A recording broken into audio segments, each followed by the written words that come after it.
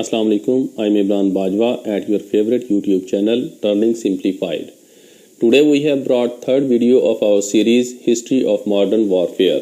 Link of the previous two videos has also been mentioned in the description below. Today we are going to discuss American Civil War, which was fought from 1861 to 1865 between the American central government, that is the Union States of America, and the rebel state consisting of the southern states, that is the Confederate States of America. First of all, we will learn about the background and the reasons behind this war, followed by discussion on major battles fought during this war, and after analysis of the war, we will discuss the impact this war had on future. It is generally known that the first settlers in Northern American continent migrated from North Asia, that is Siberia, to North America through Alaska, some 15,000 years before Christ, and several civilizations took birth in that region after that. However, this part of the earth was unknown to the rest of the world until the discovery of the American continent by Christopher Columbus in 1492 with the help of Spanish king. After this discovery, people from various countries across the Europe settled there. As a result of the skirmishes between these two new immigrants and the Native American residents, and non-immunization against the new diseases brought in by these new settlers, there occurred a remarkable decline in the population of Native Americans.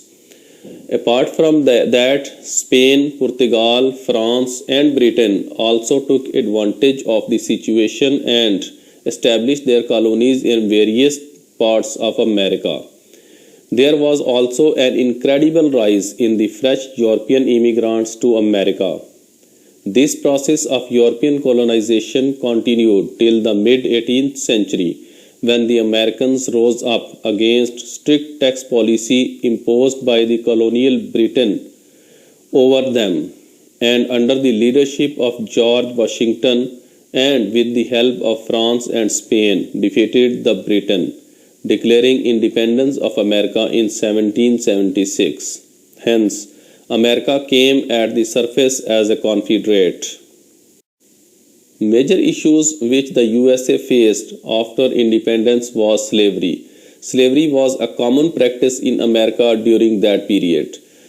These slaves were either brought from Africa or the blacks from the islands of West Indies or even the native black Americans. North American states were strictly against the slavery, whereas the southern states considered it as part of their culture and essential for their economy. They were no way in favor of abolishing slavery. Hence, the differences between the North and the South became tense. The situation became even more critical when Abraham Lincoln was elected as the President of America in 1860. During his election campaigns, Abraham Lincoln had categorically announced that he would abolish slavery if elected as the President of America. Recognizing the criticality of the situation, 7 southern states seceded from the American Union on 8th February and adopted the name of the Confederate States of America. Along with this, they also invaded an American garrison, Fort Sumter, located in the state South Carolina. That was the beginning of the American Civil War. When Abraham Lincoln decided to deal with the situation using force, 4 more southern states revolted and joined the Confederates.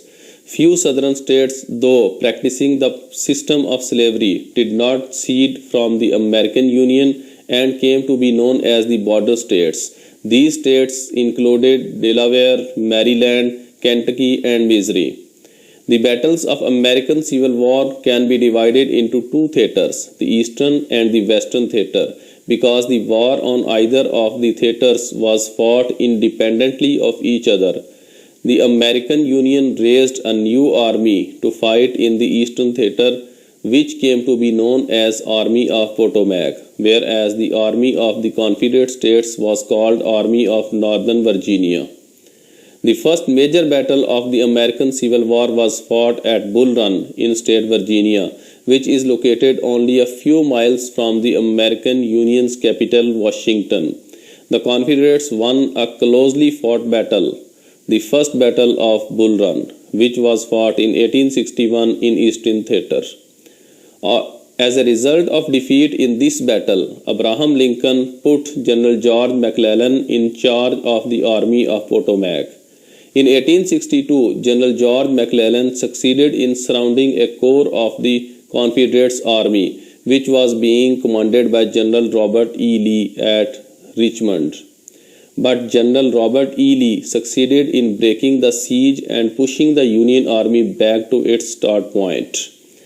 As a result of this defeat, Abraham Lincoln replaced General George McClellan with General John Pope as the commander of the Army of Potomac. The Union Army faced another embarrassing defeat during the Second Battle of Bull Run, and the Confederate Army started advancing towards Maryland. Confused over this defeat and the imminent threat to Washington, Abraham Lincoln again turned to General George McClellan and put him in command of Army of Potomac. Resultantly, both the armies came face to face at Antietam in Maryland state. The Battle of Antietam turned out to be a fierce battle, which is still known as the worst day in American history. During this battle, 20,000 people were killed in one day. Although history remembers this battle as a mere draw, but the commander of the Army of Potomac, General George McClellan, boasted it as a major victory. American President Abraham Lincoln also took advantage of the supposed victory and on 1st January 1863 announced Emancipation Proclamation, abolishing slavery in America for good.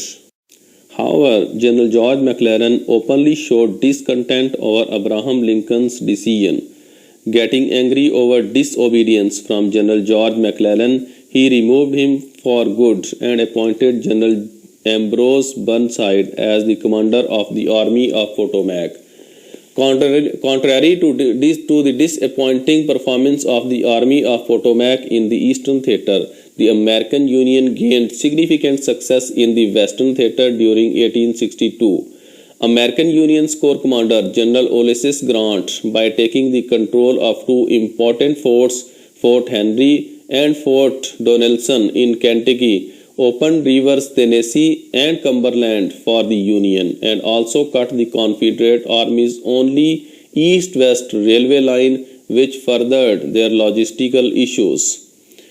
After attaining these significant victories, General Grant, while advancing towards south along the Tennessee River, gained a significant victory at Shiloh by defeating Confederate Army's Corps Commander General Albert Sidney Johnson at Shiloh in state Tennessee.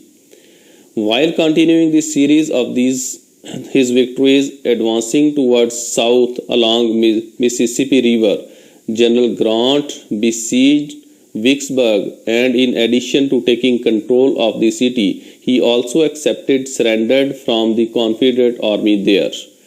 General Grant was only a corps commander in American Union Army's Western Command, whereas General Henry Halleck was the overall commander of the Western Command.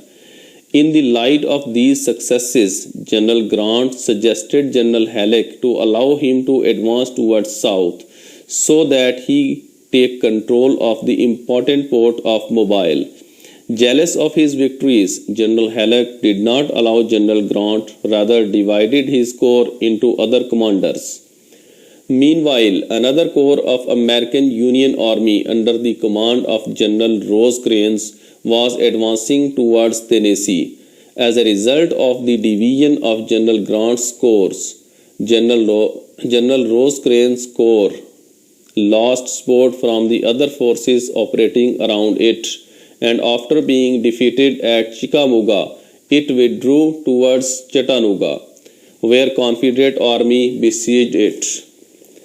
Angry over General Halleck's incompetence and jealousy, Abraham Lincoln removed him as the commander of the Western Command and put General Grant in command of the entire Western commanders. He also ordered to move 2 corps from Army of Potomac in Eastern Theater and relieve Chattanooga. After arrival of reinforcements, General Grant succeeded in relieving General Rosecrans's corps besieged at Chattanooga. Seeing the astonishing victories of General Grant in the Western Theater in contrast to the disappointing performance of the Army of Potomac in the Eastern Theater, Abraham Lincoln made General Grant the commander-in-chief of the entire American Union's army. Turning our discussion back to Eastern Theater in 1863, as we had discussed that after the removal of General George McClellan, General Ambrose Burnside was made the commander of the Army of Potomac, but he was also relieved of his command due to a brutal defeat at Fredericksburg in state Virginia in December 1862 and was replaced with General Joseph Hooker. But in keeping with the poor traditions of Army of Potomac, he also faced defeat at Chancellorsville in state Virginia and was replaced with General George Meade. After getting victory at Chancellorsville, the Confederate Army decided to continue its advance towards Maryland state. As a result of this advance, it clashed with the Army of Potomac at Gettysburg in state Pennsylvania. Finally, the Army of Potomac gained its first decisive victory, but it could not attain any other victory either in 1864. Contrary to the Eastern Theater, the war took a decisive turn in the Western Theater in 1864. During May 1864, Union's Army Corps Commander General Sherman pitched his forces at Atlanta against the Confederate Army's Corps Commander General Johnson in the state Georgia. After fierce battle, he was able to defeat the Confederate Corps Commander, pushing him back to Atlanta. As a result of this defeat, General Johnson was replaced with General John Bell Hood, but General Sherman forced him to leave Atlanta as well. General Sherman's this victory was crucial for Abraham Lincoln's re-election. After being defeated at Atlanta, General John Bell Hood decided to advance towards north with the purpose of cutting General Sherman's supply lines, which passed through Tennessee state. It is inevitable for any army that its supply lines remain open, because if the supply lines are not secure, neither it can be supplied with weapons and ammunition nor with ration and edibles. Meaning thereby, if the supply lines are not secure, any army is not in a state to continue fighting. But in spite of all these repercussions, General Sherman decided not to remain dependent on his supply lines, rather to cut himself from his supply lines and to meet the requirements of his army from the places he would operate.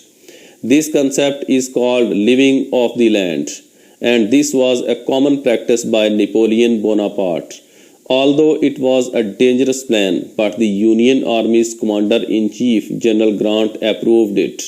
In order to pursue his plan, General Sherman left a portion of his army in the state Tennessee to fight General Hood, and with the remainder of his army started advancing towards Georgia and South Carolina, which were considered to be the heart of the Confederate States.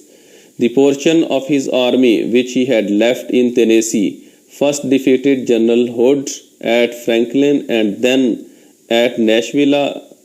Resultantly, General Hood rolled back with his remaining army to Atlanta. By that time, the war had taken a dangerous and vicious turn. General Grant did not only conquer Georgia and South Carolina states, but also wrecked the population, crops and cattle there. The war had reached the homes of the Confederate Army's soldiers, and their own house had become unsafe. Moreover, with the re-election of Abraham Lincoln as the President of America in early 1865, the last hopes of the southern states had also vanished. After Georgia and South Carolina, North Carolina could also not resist much, and soon it came under the control of Union armies. On the other hand, in Eastern Theater 2 at Petersburg, the Army of Potomac won its first major battle during the Battle of Five Forks while on the offensive. As a result of these decisive battles, the Commander-in-Chief of the Confederate Army, General Robert E. Lee, decided to surrender and also advised the other southern states to put down their weapons. Hence ended the American Civil War. But the wrecking which the Union Army carried out during the war's last year strained the relations of the northern and southern states for nearly 100 more years.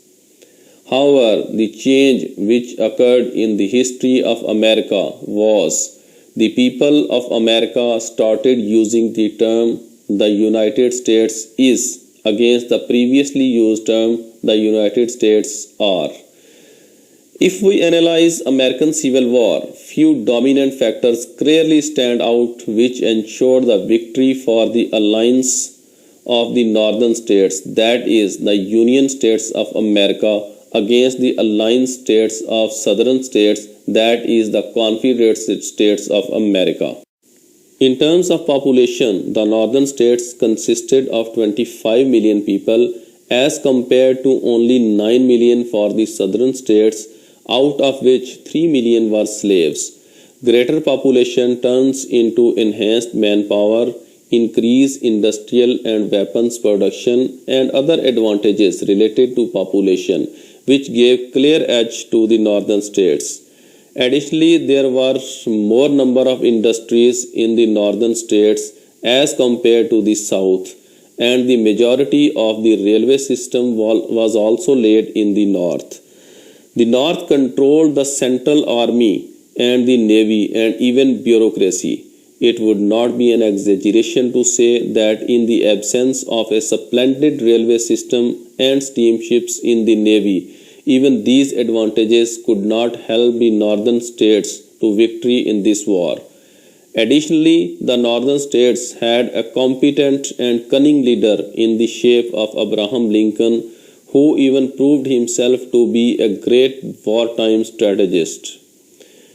The biggest mistake which the southern states made during this war was to impose embargo on cotton exports, which was aimed at luring the major European powers into the war on the southern side.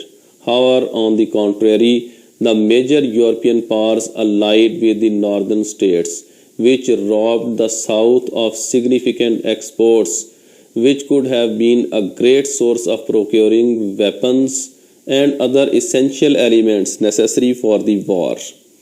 The unification of all American states at the end of the Civil War was crucial in the context of the 20th century. As a result of this unification, the United States was able to defeat Germany in two great wars of the 20th century, that is, the First and the Second World War.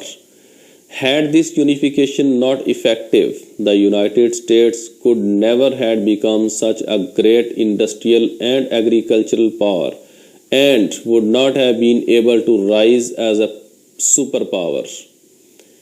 The American Civil War was the first modern war in which the popular enthusiasm of the population and industries were mobilized to support the military power, which could be launched by effective railroad and steamships. 625,000 soldiers were killed during this war, which is greater than all the American wars combined till the Vietnam War. This war indicated that the future battlefield, which would be full of technology, would eat up uncountable human lives. and the capabilities of the modern states to mobilize its human and industrial resources could feed this gigantic battlefield for unlimited period, and these resources of the battlefield were reaching new heights at the beginning of the 20th century. That sums up the American Civil War. We will terminate our video with this question, which you can answer in the comment section. At the start of our video, I had mentioned that around 15,000 years before Christ, people had migrated from North Asia, that is Siberia, to North America via Alaska. But the system of boats during that period was not so advanced, which could move people from one continent to another. Then how was this migration possible? I will take leave till the next video. Take care. Goodbye.